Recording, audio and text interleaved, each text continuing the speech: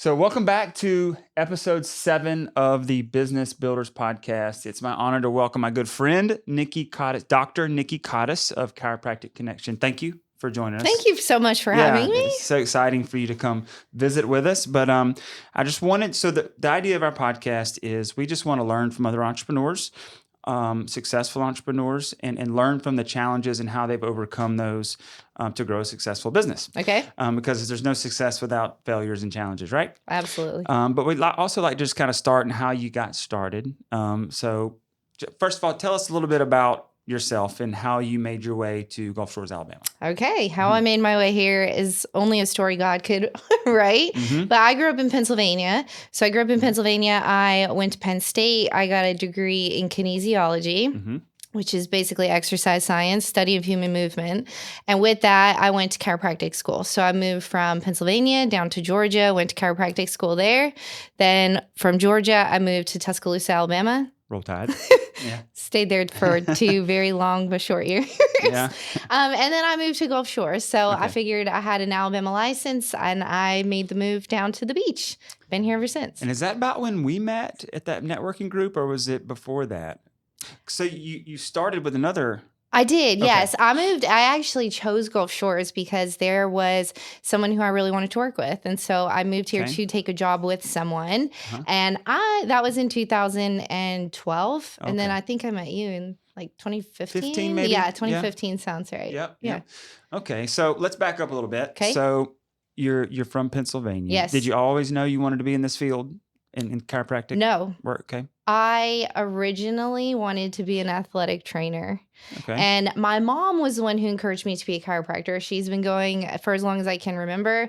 I thought it was kind of weird. It is a weird profession. You have to really also be weird to be a chiropractor. Yeah. But I wanted to be an athletic trainer. And so when I was in college, I did like where they make you do your internship. And it's like you have to follow around an athletic trainer. Well, I went to a football game and someone broke their leg. And I was like, that is not for me. Yeah, it's like emergencies. That's not me. I don't do blood. I don't do broken bones. So I had great experience when I was a chiropractor when I was in high school. So I decided that maybe my mom was onto something, and I chose that. Mom's always right, That's usually. Exactly right. Yes. Yep. Yeah. So then when you went to, so were you an athletic trainer in high school, or was that in college? I was never an athletic trainer. It was just like, that was the route I was going to take. Yes, it was an internship. I see. And then when I saw a broken bone, I was immediately out. Gotcha. So when you were going to Penn State, though, did you know you wanted to be a chiropractor then? Or that's when I made the decision. Okay. Yep. Already in school, already in kinesiology. And it was just like kind of a different, like if there's different tracks, just kind of pivoted just a bit. So what attracted you to it at that time? To chiropractic? Yes. Well, it really helped me. So I became a chiropractor because I suffered from migraines. But when I was 15, I played field hockey, which it's definitely a northern sport. And I herniated a disc because I fractured my spine. So I was in terrible pain. My mom took me to a chiropractor. Completely changed my life.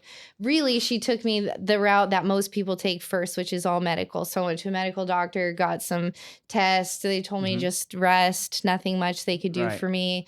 Did all of that, did physical therapy. Nothing really helped until I went to a chiropractor. Straightened out. Yes. So it came from an injury. But when I met the doctor and he was asking me about my life, he said, do you have headaches? I was like, yeah, I'm on migraine medication. Also like a teenager just kind of blowing this off like, yeah, I don't want to really be here kind of thing. But he told me things about myself that I knew that I had that I never told him. So he knew I had like allergy problems. He knew I had headaches just from doing an exam, looking at my x-rays and talking to me. So it was really eye-opening that. So I find that interesting. I find that a lot of people that are really good at what they do are passionate about what they do. It comes from some personal experience. I find that in real estate sometimes, like they have a bad experience with a realtor and they're like, I'm going to change this, right? And they go in and they do a good job, or they have a great experience that inspires them to go do the same. So I can definitely relate to that. So when we first met, you were just kind of starting your own starting company. out, yes. So what was that like? I mean, like, take yourself back. Like, what are the emotions you were feeling, the hesitations, the fears? All of them. There was no part of me that wanted to open a business. Okay. I never thought I would. I always thought I would just be content working for someone else, showing up, doing my job, getting a paycheck, going home. Right. And then I got fired. Okay. So I got fired. I was engaged. I was getting married. Jonathan, my husband, he lives here. He has a job here. So I was like, what do I do? And he really encouraged me that I could do it. And so I was like, I'm not ready. I don't know anything about running a business. And I just kind of jumped in head first because I didn't feel like I had any other options. So I was terrified. I was scared of lots of things. I was scared of being sued because I got fired, had a non-compete. I was scared of what would people think. She left this job.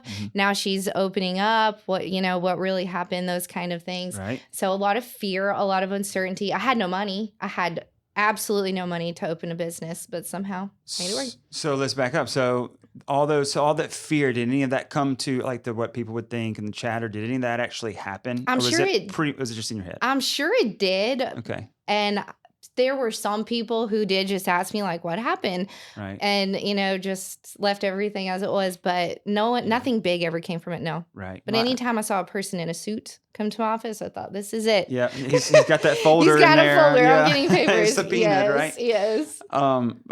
We have that same experience a lot of times too. And I did in my previous career too at, running the family entertainment business. It's like, things are a big deal and they happen.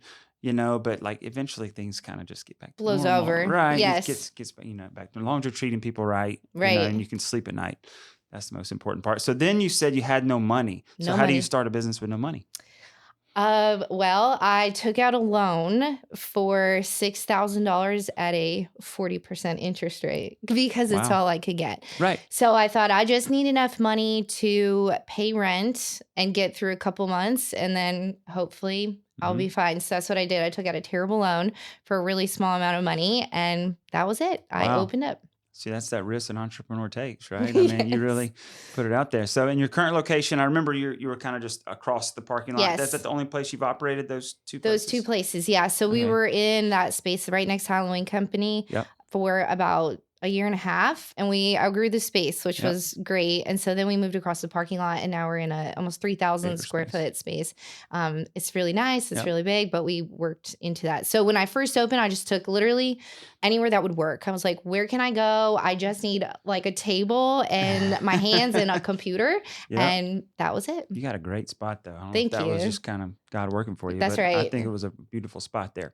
So you're in your first week or your first month when you know that loan is going to come due or whatever.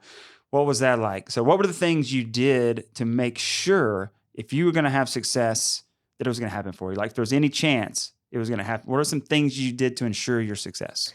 Well, I had a coach that I also tried to ignore and pretend didn't exist because I was like, well, I can't pay this person because when I signed up for the coach, I was at my old job and I wasn't paying for it. Okay. When I left, they called me and they said, hey, Nikki, like you signed up for this. You owe us this money. So that was another stress. Yeah. But he told me, if you're going to pay me, you might as well do what I say.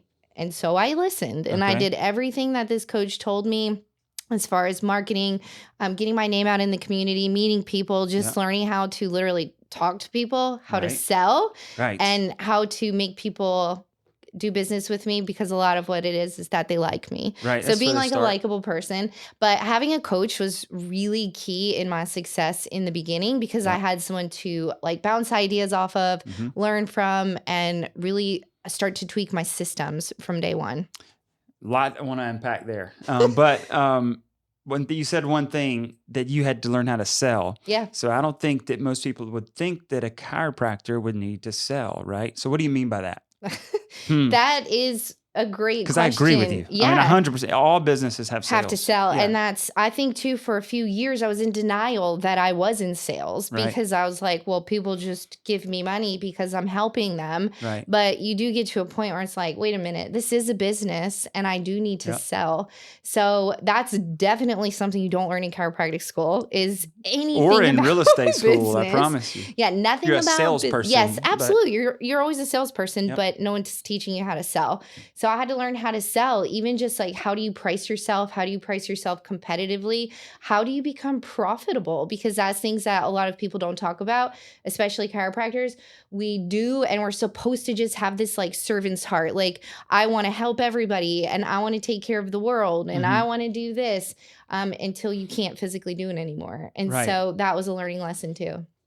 So let's talk a little bit more about coaching. Okay. So we're a member of a coaching organization also, and I totally agree. You got somebody to bounce it off and bounce things off with, but it also sets you on a growth trajectory and accountability. Yes. Trajectory and accountability. So what did that relationship look like from like an accountability standpoint with your coach? With my coach. So the first coach that I had, it was a ton of accountability, and it was like weekly phone calls, going through different scenarios that you might encounter, answering questions. My first coach, like script practice, like role play? Yeah, role play. Okay, nice. And even like how to overcome obstacles, challenges, opportunities that come up. But yeah, just answering questions that people may have, how to teach your staff and your team how to answer questions. Because especially in chiropractic, one of the biggest things is like, when I feel better, I don't need to come anymore. So how do you train a team of people that like, no, this needs to be part of your lifestyle basically forever? That takes a lot of training. So team training as well. But I worked with my first coach for about 2 years, and then he retired. I've had lots of coaches throughout my whole career, and I feel like they're all for different things. So my first one was more like establishing systems, learning just the basics, foundations of business. Then my second one was, okay, now you're a mom. How do you kind of figure out what's fulfilling? Where do you want your time? All of these things. And then my last one was, okay, now you're profitable. What do you do with this money? How do you actually build a business? How do you scale? Yes. How do you build wealth? So all of the different coaches I've had were all for really different things, but all perfect for where I was at that point in my business. We can so relate to that. We've had 3, and it was a similar trajectory. In the beginning, it was like just basically, how do you get revenue, cash flow, get revenue and cash flow. And then it was kind of like, Heather grew a lot with her role in the company with that second, coach. And then it was like team building and growth and scale. So I've been in your office a couple times, and I tell you what kind of struck me is it's very clean. It's very welcoming, and you seem to have it very well systemized, as far as your staff and the way you move your patients through. But it doesn't feel like a doctor's office. Yeah. Like, nothing against doctors, but you know how that is. It's kind of fun. So describe some of those systems you put into place where you can move your patients through an efficient manner so you can be profitable, right? Because, the more patients you see, the more money you make. Right. But then again, you have to do a good job so you have patience. Yes. Yes. And I think that you said something important when we were talking about what do we want our office to look and feel like. We want it to look the opposite of a medical doctor's office. Okay. So we want it to feel fun. We want it to feel lighthearted. We want, if you walk in tomorrow, someone on my team will still know your name because they've met you, they know you, they know who you are. And that's important to us to make everyone feel welcome. But we want to make sure that whatever needs our patients have, we take care of before they even tell them. So overcoming objections in advance, making sure that that's taken care of. Like how? What do you mean? So let's say, so in our office, we see a lot of moms. So in our bathroom, we're fully equipped for moms. We have diapers, we have wipes, we have extra clothes. So customer service, yes. Patient experience, I would say, is the number one thing that we train on. How can we up level our patient experience so that, there's a lot of chiropractors you can choose in the area. So what would make someone choose us? What's so special about us? So we're constantly working on that. And then as far as efficiency goes, I worked somewhere where there was not a lot of efficiency, and it stressed me out. I was like, people don't come somewhere for a 5-minute adjustment to sit here for an hour. People's time is valuable. And we want to also make this very convenient to fit into your lifestyle. So if you are a busy professional, it doesn't matter. You can fit this into your life super easily. So we have to make sure that we're always on time. So is that all scheduling, or is it, because what I noticed is it was almost like we were moving through stations. Yeah. Is that something you learned or something you came up with? something Like both, like kind of learned like you can do this and take your patients through, but yeah, giving patients autonomy so that when they come in, they know exactly what to do and where to be on their own. And then if you are in more of a hurry than someone else, you can skip some of those steps and just get your adjustment and you can go. Something else like that's time saving. Well, we have everyone's card on file, like decrease friction to transaction. You don't have to stop at the front desk. You don't have to give us your card every time. We also have you pre-scheduled. We also have a scheduling app. Things like that. You don't have to waste time in our office. You can, it's very efficient. So is it like a special software for chiropractic care that you schedule them in? Or is it like you don't have to tell me the exact one. Yeah. I'm just curious about about the technology. Yes. Yeah. It integrates like with our scheduling system, which is our EHR, electronic health systems. It sends them notifications and things like that. Notifications. They can change their appointments, texts, etc. Okay. You mentioned earlier that you had to, get into the community and be likable. Because for a lot of people do business with salespeople because they like and trust them. What are some things you did? What was that uncomfortable for you in the beginning? Not that you're not likable. That's not what I meant. But to get out and be around people and network, basically. 100%. Is that what you're talking about? Yes. Okay. But yeah, I don't necessarily like to go out and meet people and just, hey, what's up? My name is Nikki. That's not me at all. Right. But I had to force myself to become that person. So get more comfortable meeting people, talking to people. During COVID, when I had coaches, one thing that they talked about was just being as benevolent as you possibly can. I don't even think I knew what the word benevolent meant. Yeah. So I was like, okay. So I just started giving back to the community for 2 whole years. We gave away $50 gift cards every single Friday to our patients. It was when gas prices were crazy. We wanted to reward loyalty of patients who didn't cut us out when they were making cuts in their budget, but also just giving back to the people who kept us going too. So doing a lot of community events, community building, opening tabs at restaurants, coffee shops. We did a lot at Foam Coffee. We would do $50 to $100 gift cards there several times. So would you consider yourself an introvert? What's the extroverted introvert? Isn't that so you made it hard, you sound like it's hard to go out. Yeah. I guess I'm just speaking to people that may feel like that. Yeah. Right. I don't want to do that. That's not me. I'm an introvert. I mean, what would you tell those people that want to start a business but are scared to do that? You have to get over it. Get the hell over it? Yeah, get over it. It's like having a business isn't everything that you want to do. It's a lot of things that make you uncomfortable. It's a lot of things that you literally hate doing. Like, I don't like doing QuickBooks or I don't like doing those, but I have to do it. I want to be successful. So if you want to own a business and you're saying, well, I can't do that, it's not my personality, you just have to do it. Or don't own a business. Or find someone who will do it for you. Well, that's true. You could leverage, fire it out. Some things, right? You could leverage out QuickBooks and some tasks like that. But, it's hard not to be the face of your business. You have to be the face. Yes, that's in the exactly beginning, it. At least. Yep. Yeah. Yes. So... People can't go to you if they don't know who you are. So it's even like for me, I want people to see my face and know, hey, that's the chiropractor that was leaving tabs. That's the chiropractor who hosts community events. I don't necessarily need her. But if one of my friends asks, hey, do you know a chiropractor? The first person that comes to mind is Nikki Cottis. Right. That's network marketing, right? I've found that having mentors is very, very important, not only in coaching, but maybe in some other areas of my life. Have you had to use mentors outside of your coaching, to help bring you along in business or in life? Yes. Okay. I think that mentors are extremely important. And I also think that if you see someone, whether they're in your field or not, but they're doing things that you desire to do, you should just ask them, hey, how are you doing this? Right. Right. So paying people too to help you get where you want to go more quickly, I think is crucial. Yeah. I was not afraid to ask questions. Me neither. I mean, I was, there was a couple of people early on, I would bug the hell out of them, right? Because I wanted it so bad, I wanted to learn what they were doing, so I would send them emails in the middle of the night, all those things. So I feel, how long have you been in business now? 8 years. 8 years. So I feel like you've got the staying power, right? You've made it through some of the biggest challenges, made it through COVID, and here we are. Why do you think you've made it? this far? Or like, why do you think you've been in business this long and seem to be not turning back? Well, I think one big part is that I'm always willing to do what's necessary. So I'm willing to work on the weekends. I'm willing to work late. I'm willing to be the first person at my office. I'm willing to be the last one if I need to. I'm also willing to invest in myself so that I can keep up with the trends.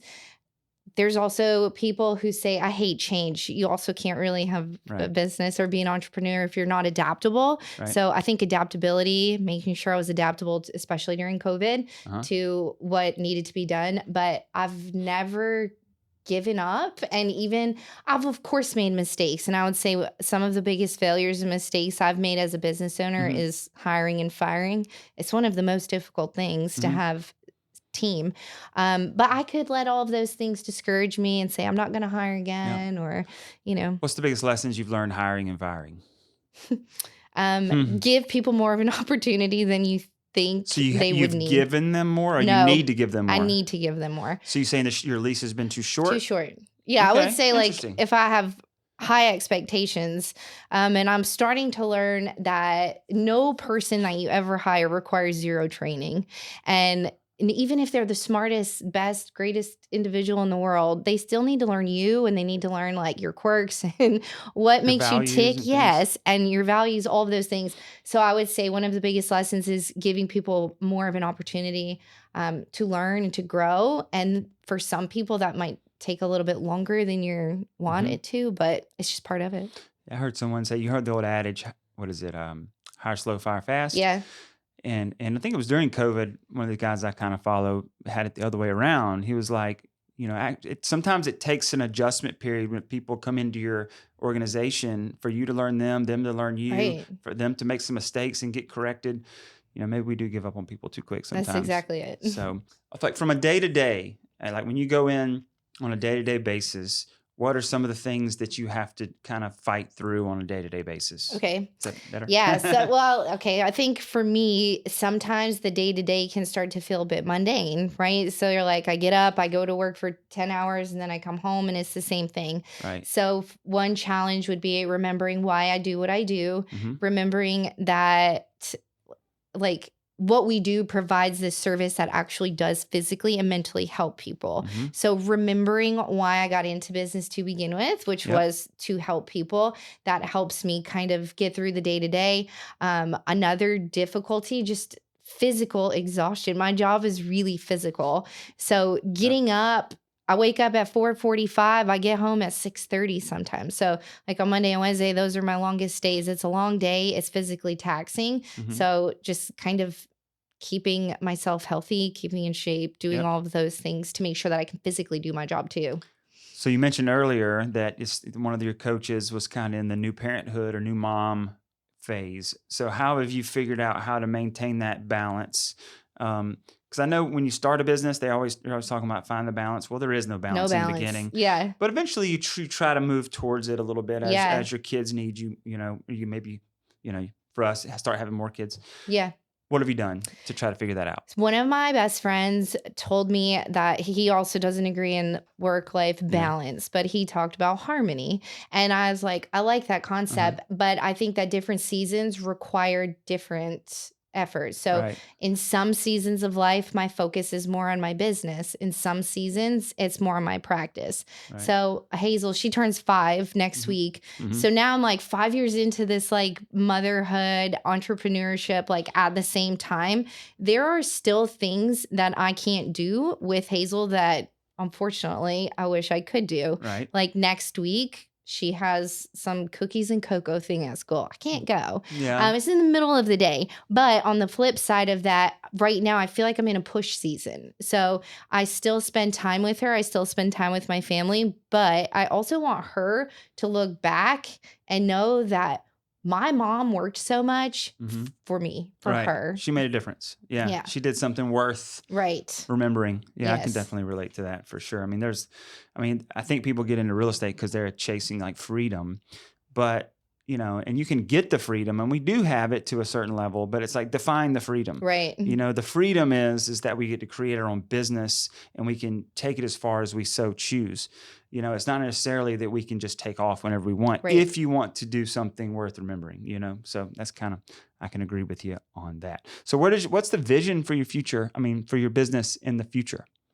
I would like to have more doctors so that I could do more of like a CEO role. So train new doctors on what I've learned, how to build a business, how to be profitable, because again, that's nothing we're learning in school. Teach these people how to be profitable, maybe franchise my office, have them join into there so that they're not working for someone forever. They have the potential of like a partnership or I've seen that work in that field. Yeah. Right.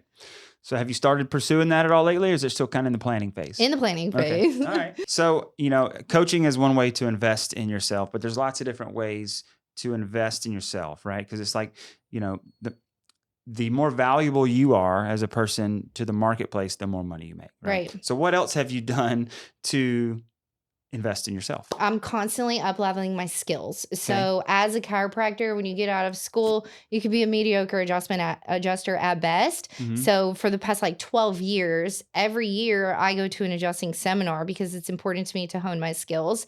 I've taken over 400 hours in pediatrics. Nobody else in the area has done as much training as I have in pediatrics. I've done extra training in prenatal care, so taking care of moms.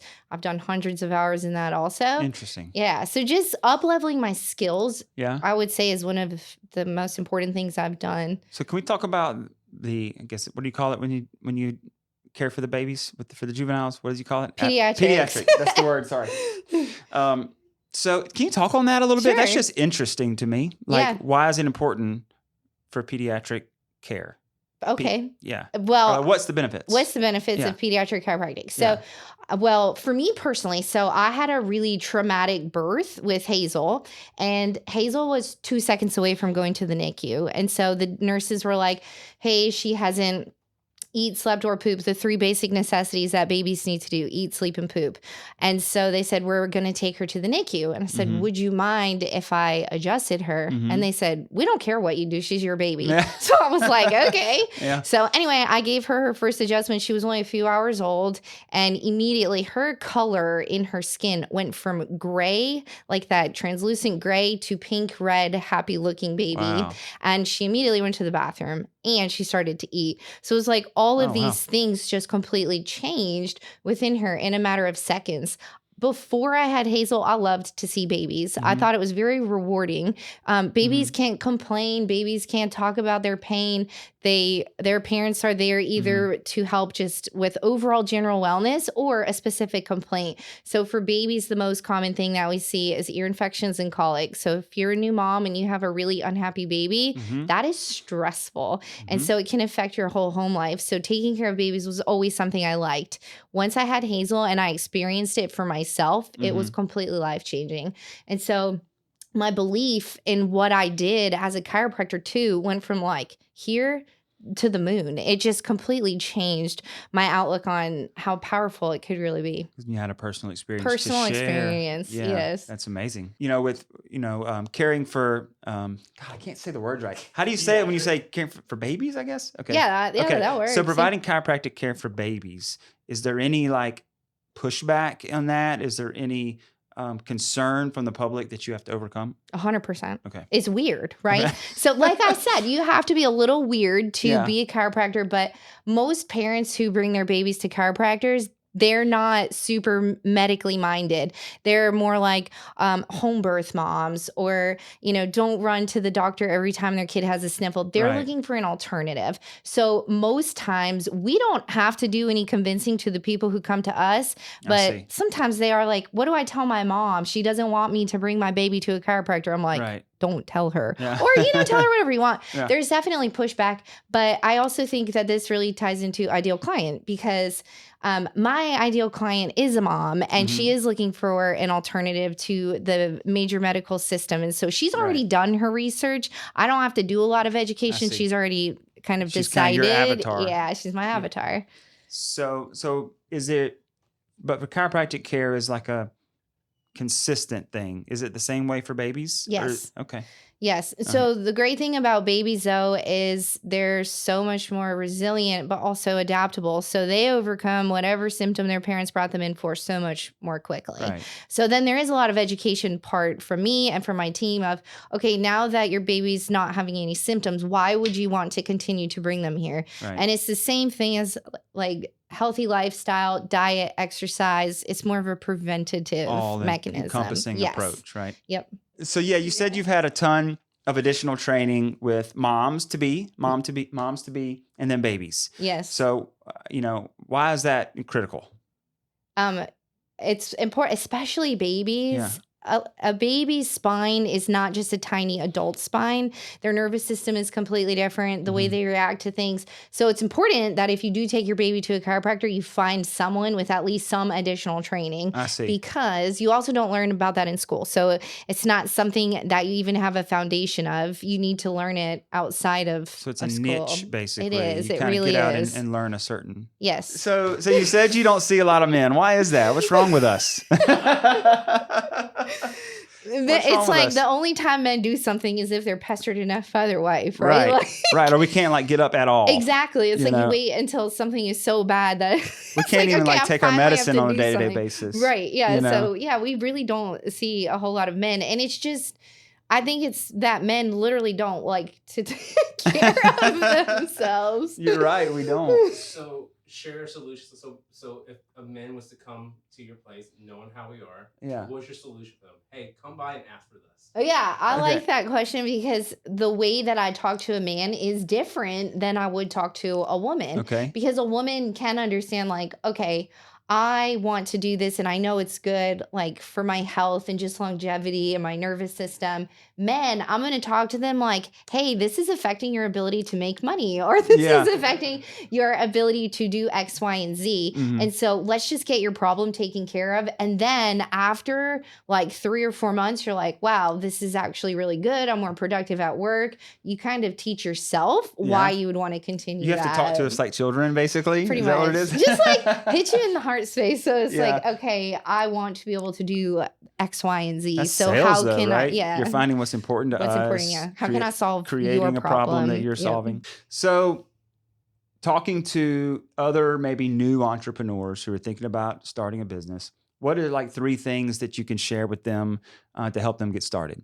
3 things to help you get started. Number 1, start smaller than you think. You don't need a $200,000 loan. You don't need the fanciest of stuff. You don't need the biggest space. You just need to get started.